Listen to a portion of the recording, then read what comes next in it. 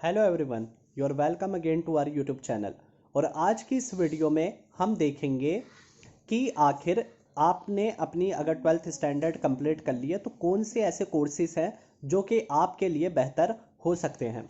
तो यहाँ पर हम एक दो एग्जांपल लेंगे कोर्सेज के तीनों स्ट्रीम के लिए। ठीक है, साइंस स्ट्रीम के भी बारे में बात करेंगे, ह्यूमैनिटी के भी बारे में बात करेंगे और कॉमर्स बैकग्राउंड स्टूडेंट्स के भी बारे में बात हम करने वाले हैं। तो चलिए शुरू करते हैं। सबसे पहले हम बात करते हैं साइंस स्टूडेंट्स के लिए कि कौन से ऐसे एक या दो कोर्सेज है जो कि फर्स्ट प्रायोरिटी पे रखे जा सकते हैं।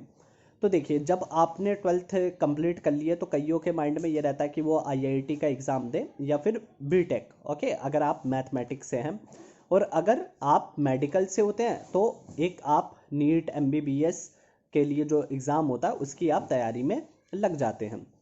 और उसके अलावा कुछ ऐसे भी कोर्सेज है जैसे कि ग्रेजुएशन हो गई, ठीक, बीएससी में कर ली, बीएससी मतलब जूलॉजी बॉटनी, ये सब होते हैं। लेकिन जैसे कि आप देख सकते हैं कि जो मार्केट की डिमांड है, अगर मार्केट की डिमांड के अकॉर्डिंग अगर आप मेडिकल से हैं तो मेडिकल में तो एक लाइन जो सबसे ज़्यादा साफ लोगों को दिखती है वो यही है कि आप नीट का एग्ज़ाम क्लियर करें और उसके बाद में मतलब जो डॉक्टरी है वो अपनी परस्यू आप करें। तो वहाँ पर उसका स्कोप बहुत ही बेहतर होता है, क्योंकि आप देखते हैं कि दिन प्रतिदिन जो पॉल्यूशन होता है उसकी मात्रा बढ़ती रहती है और इसी कारण जो बीमारियां हैं उनका स्तर भी लोगों में बढ़ता रहता है। और अगर हम मतलब बात करें अपने भारत के बारे में तो यहाँ की जितनी आबादी है उसके हिसाब से डॉक्टर की संख्या तो बेहद ही कम है, बेहद ही कम है। तो इसीलिए ये जो डॉक्टरी जो कोर्स है, ये लाइन है, ये हमेशा डिमांड में रहती है। तो ये जो नीट हो गई ये उनके लिए बहुत ही एक अच्छा ऑप्शन होता है। और दूसरा एक ऑप्शन हो सकता है कि टीचिंग लाइन का। Teaching line in the sense, देखिए, अगर आप अपनी ग्रेजुएशन करते हैं, ऐसा नहीं है कि आपको मतलब पीएचडी के लिए जाना है या फिर आपने बीएड भी कर लिया। अगर स्कूल में पढ़ाना चाहते हो तो बीएड कर लीजिए, अदरवाइज अगर आपने बीएससी कर ली और एमएससी अगर आप परस्यू करने लगते हैं तो उसके साइड बाय साइड आप खुद ही अपने कोचिंग पढ़ा सकते हैं। तो ये एक एज अ करियर आप बहुत ही अच्छा परस्यू कर सकते हैं और बहुत ही अच्छी हमेशा डिमांड में रहेगा। और अब हम बात करते हैं मैथमेटिक्स स्टूडेंट्स के लिए। तो उनके लिए जो ऑप्शन होता है, जैसे कि आपने सुना होगा कि कई सारे लोग होते हैं जो बीटेक कंप्लीट कर लेते हैं लेकिन उसके बाद भी जॉब नहीं मिलती। तो ऐसा इस रीज़न से होता है कि जैसे आपने बीटेक कंप्लीट तो की लेकिन आपने एक फुल फोकस्ड होके नहीं की, इस वजह से आपको लगता है कि ज़्यादा डिमांड में नहीं है, रिक्वायरमेंट नहीं है। लेकिन आप अगर रियलिटी देखेंगे, अगर आप में नॉलेज है और आपने बीटेक अच्छे तरह से की है तो इतनी मतलब कंपनियों की कमी नहीं है बिल्कुल। आप देख सकते हैं, अगर गुड़गांव में भी देख ले तो मतलब आईटी का एक तरीके से हब वो भी है, बेंगलोर हो गए कि चेन्नई हो गई, ये सब। तो यहाँ पर बीटेक के लिए रिक्वायरमेंट काफ़ी होती है। और इवन अगर आप गवर्नमेंट सर्विसेज में भी जाते हैं तो जैसे इंजीनियरिंग सर्विस हो गई, इंडियन इंजीनियरिंग सर्विस हो गई, आप उसके एग्ज़ाम भी दे सकते हैं अगर आपने इन डेप्थ स्टडी कर रखी है। तो ये B Tech is one of the main best option in front of you. और आईआईटी तो फिर एक एग्ज़ाम हो गया कि कुछ स्टूडेंट्स के माइंड में डिसाइडेड होता है कि ठीक है हमें आईआईटी के लिए ही जाना है, क्योंकि आप उस लेवल की पढ़ाई कर लेते हैं तो ये आपके जो पूरा माइंड होता है उसके जो जितने भी डायमेंशंस है वो आपके लिए ओपन कर देता है और आप आगे चल के किसी भी चीज़ में सरवाइव कर सकते हैं। ये बहुत ही एक अच्छी चीज़ मानी जाती है। तो ये इन जो एक दो चीज़ें हो गई जो मेडिकल के बारे में हमने बात की और आईआईटी बीटेक के बारे में बात की, तो इसको मैं ऊपर टॉप प्रायोरिटी पे रखता हूँ। इसके अलावा कुछ कंप्यूटर के कोर्सेज हो गए, जैसे कि आप परस्यू कर सकते हैं कि पाइथन लैंग्वेज हो गई। ठीक है, अब पाइथन लैंग्वेज हो गई, ये मतलब it is not compulsory that only science student can pursue it, any of the students from any of the stream. Okay, तो वो परस्यू कर सकते हैं। पाइथन लैंग्वेज होती है, इसके जो कोर्सेज होते हैं डिप्लोमा कोर्सेज हो गए, आप एक बार स्टार्ट कीजिए। शुरुआत में जो दूसरे स्ट्रीम के स्टूडेंट्स रहते हैं जिन्होंने कंप्यूटर नहीं पढ़ी होती तो उनको कुछ तकलीफ हो सकती है, लेकिन समय के साथ आप बहुत ही अच्छे से सीख सकते हैं। और इसमें जो कोडिंग वोडिंग सिखाई जाती है, आप मतलब कोडिंग अगर आपको आती है तो आप कई सारी चीज़ें इसमें कर सकते हैं और बहुत ही अच्छी डिमांड में रहती है। अगर आपने कंप्लीट कर ली तो आपको जॉब के लिए ज़्यादा इधर उधर भटकना नहीं पड़ेगा। तो ये तो रही साइंस के बारे में बात। अब हम आ जाते हैं कॉमर्स।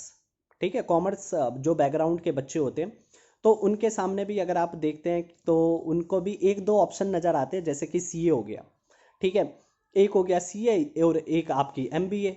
ठीक है, एमबीए आप ग्रेजुएशन के बाद में परस्यू करते हैं। लेकिन देखिए सीए में आपको टाइम टेकिंग बहुत ज़्यादा रहता है, ठीक है, आपको 4 साल 5 साल ऐसे लग जाते हैं करते करते।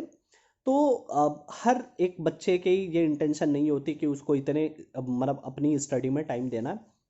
तो उसके साइड में कोर्सेज हो सकते हैं, जैसे कि आप कर सकते हैं कि बिजनेस एनालिस्ट, ठीक है, ऐसे ये मतलब इनके डिप्लोमा कोर्सेज भी होते हैं। तो आप वो जो देख सकते हैं। और एक जो मैं बात करना चाहूँगा, जिसमें जैसे अगर आप इकोनॉमिक्स ले लेते हैं, इकोनॉमिक्स की बहुत अच्छी खासी डिमांड रहती है, क्योंकि जितनी जो बड़ी आप ऑर्गेनाइजेशंस देखते हैं तो वहाँ पर इकोनॉमिक्स की एक अलग ही डिमांड होती है, इवन कि एम्बेसीज हो गई, हाई कमीशन हो गई।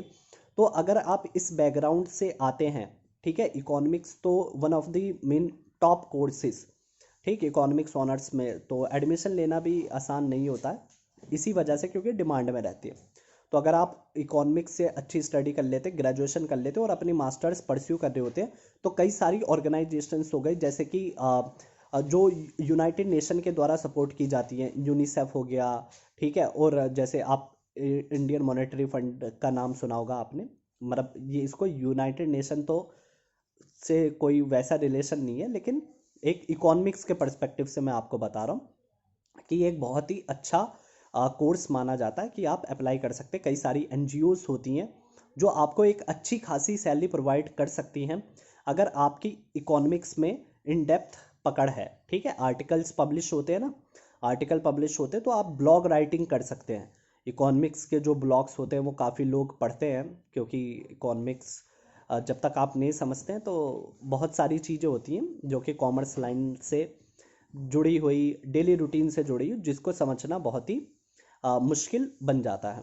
तो ये कोर्स जो है वो बहुत ही अच्छा रहता है। और एमबीए के बारे में तो आपने सुना ही होगा कि ज़्यादातर मोस्टली एमबीए लोग करते हैं। एमबीए इसलिए किया जाता है कि एक प्रोफेशनल डिग्री आपके पास आ गई, और डिग्री का भी महत्व होता है, ठीक है, आप में नॉलेज जितनी भी हो, लेकिन जब तक आप में डिग्री नहीं है तो आप एलिजिबल ही नहीं होंगे अप्लाई करने के लिए, क्योंकि नॉलेज तो तब चेक की जाएगी जब आप इंटरव्यू में बैठेंगे, और इंटरव्यू में बैठने की डिमांड ही है कि आपको एमबीए कंप्लीट होना चाहिए।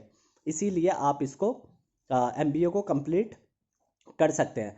और अगर आप मान लीजिए कि बीकॉम कर रहे हैं, ठीक है, तो साथ साथ में ऐसे कोर्सेज कर लीजिए, जैसे मैंने आपको बताया ना कि बिजनेस एनालिस्ट हो गए, तो ये सब हो गए, प्रूफ रीडिंग के कुछ होते हैं, ठीक है, फाइनेंशियल रिव्यू जो किए जाते हैं, तो आप इन सब की मतलब प्रैक्टिस करते रहिए। अलग अलग जो कुछ कोर्सेज हैं वो आपकी फील्ड से रिलेटेड हो सकते हैं, जो कि आप परस्यू कर सकते हैं। अगर आप गवर्नमेंट लाइन में जाना चाहते हैं, देखिए, ठीक है, यहाँ पर ध्यान दीजिए कि अगर आप गवर्नमेंट लाइन में जाना चाहते हैं, कि जैसे एसएससी सीएचएसएल हो गई, एसएससी सीजीएल हो गई, कईयों का मतलब ड्रीम रहता है कि ऐसे लाइन में आ जाए, क्योंकि मैथमेटिक्स अच्छे पोर्शन में आती है, 100 मार्क्स की मैथमेटिक्स रहेगी, 100 की इंग्लिश रहेगी। और कॉमर्स पढ़ी है आपने इंग्लिश बैकग्राउंड से, तो इंग्लिश में तो ज़्यादा तकलीफ नहीं होगी प्रिपेयर करने में, और मैथमेटिक्स अगर ले रखी है तो उसमें भी आपको ज़्यादा खासी दिक्कत नहीं होगी। बस कुछ मेथड्स, कुछ तरीके होते हैं कि जो बदलते हैं क्वेश्चन को सॉल्व करने के लिए। तो सबसे अच्छी अप्रोच जो, अगर आप गवर्नमेंट में जाना चाहते हैं, तो आप एक तो वहाँ पर फिर रेगुलर करना ज़रूरी नहीं है, ठीक है, आपको रेगुलर कॉलेज करना ज़रूरी नहीं है, आप डायरेक्ट कॉरेस्पॉन्डेंस से करिए बीकॉम। और ऐसा कुछ भी नहीं होता कि डिग्री की वैल्यू कम हो जाती है, ये बिल्कुल एक आपका भ्रम है, इल्यूज़न है ये बस एक, ठीक है, डिग्री की वैल्यू सेम रहेगी। आप जो है डिस्टेंस से या फिर आप कॉरेस्पॉन्डेंस से अपनी बीकॉम कर सकते हैं, ठीक, दिल्ली यूनिवर्सिटी से कर लीजिए, इग्नू से कर लीजिए, कहीं से भी कर लीजिए। और साइड बाय साइड उसी पैसे को, मतलब कुछ आप अपने ट्यूशन पढ़ा के या कुछ ऐसे पार्ट टाइम जॉब करके जो मनी आप अर्न करते हैं उसे आप अपनी तैयारी में लगा दीजिए।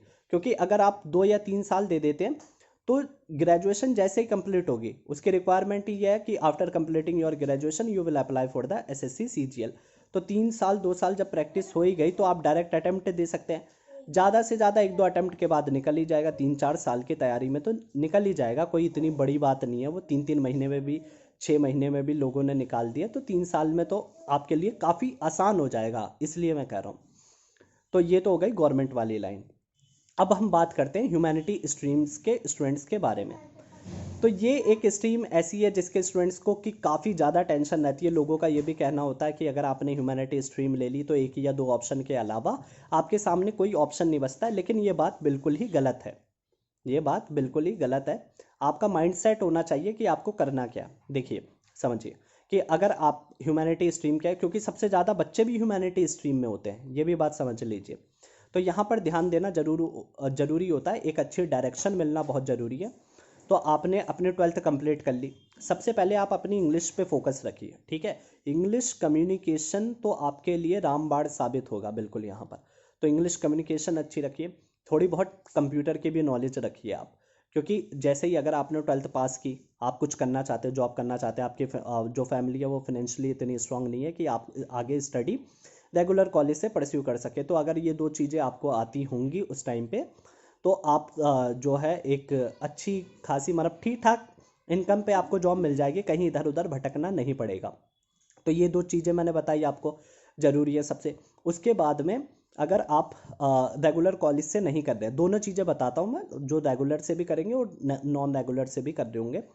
तो अगर आप रेगुलर कॉलेज नहीं जाते हैं, ठीक है, आप कोई जॉब करना चाहते हैं, तो उसके साथ में आप क्या कर सकते हैं कि जो कोर्सेज होते हैं, जैसे कि आप कुछ कोर्सेज कर सकते हैं कि कंप्यूटर के हो गए, ठीक है, कंप्यूटर का कोर्स आपने कर लिया। आप कंप्यूटर के कोर्सेज में भी टैली हो गई, ठीक है, एक्सेल हो गया, ये छोटी छोटी चीज़ें आती हैं जिससे आपको जो है जॉब मिल सकती है। और देखिए, मेरा मतलब खुद का ये मानना है कि आप ऐसे कीजिए कि आप है ना कॉरेस्पॉन्डेंस से आप कर रहे हैं स्टडी, तो आप किसी गवर्नमेंट एग्ज़ाम की तैयारी कर लीजिए। जैसे कि मैंने कॉमर्स वाल में भी बताया कि आप है ना एग्ज़ाम की तैयारी कर सकते हैं, एसएससी सीएचएसएल ले लीजिए। उसमें क्या होता है, वो 12th के लेवल का होता है, यानी 12th के बाद आप एसएससी सीएचएसएल दे सकते हैं। क्लर्क की पोस्ट होती है, और जैसे कंप्यूटर ऑपरेटर होते हैं उनकी पोस्ट होती है। तो वहाँ पर एक आपकी टाइपिंग स्किल अच्छी होनी चाहिए। टाइपिंग स्किल आप मतलब 2-3 महीने अगर करेंगे तो हो जाएगी। हिंदी और इंग्लिश दोनों के टाइपिंग स्किल्स मतलब जो टाइपिंग स्किल्स होती है वो अपनी अच्छी कर लीजिए। और उसके बाद में अपनी एक एसएससी की कोचिंग होती है, ठीक है, ज़्यादा कॉस्ट नहीं होती। जैसे कि आप अपनी ग्रेजुएशन कंटिन्यू करते हैं, वैसे ही आप थोड़े थोड़े पैसे में उसको कर सकते हैं। तो एसएससी सीएचएसएल कर लेंगे आपके, तो जनरल नॉलेज रीजनिंग हो गई, ये सब थोड़ी अच्छी हो जाएगी। मतलब ग्रेजुएशन के टाइम पे बता रहा हूँ, 1-2 साल अगर आप लगा देंगे, अच्छी वो हो जाएगी। जो आपके रीजनिंग स्किल्स हो गए कॉम्पिटेटिव एग्जाम के लिए, तो कई सारे एग्जाम आते हैं जो कि आप इसी के बेसिस पे देते रहेंगे, ठीक है। तो एक भी जगह अगर आपका सिलेक्शन हो जाता है तो बहुत ही अच्छी बात होगी, ठीक है। 2-3 साल में तो इतना हो जाएगा कि बहुत ही अच्छे से आप उन चीज़ों को कर सकते हैं।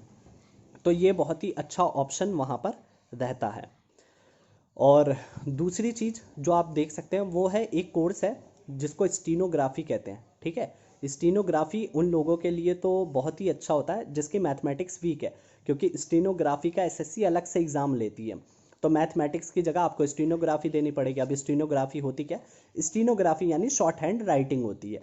कि जैसे कोई बोल रहा है, आप इंटरव्यू किसी का ले रहे हैं, तो वो जल्दी बोल रहा है, आपने देखा होगा जर्नलिस्ट लोग जो पत्रकार होते हैं वो जल्दी जल्दी लिख लेते, कुछ ने शॉर्ट हैंड टाइपिंग मतलब शॉर्ट हैंड राइटिंग का कोर्स किया होता है।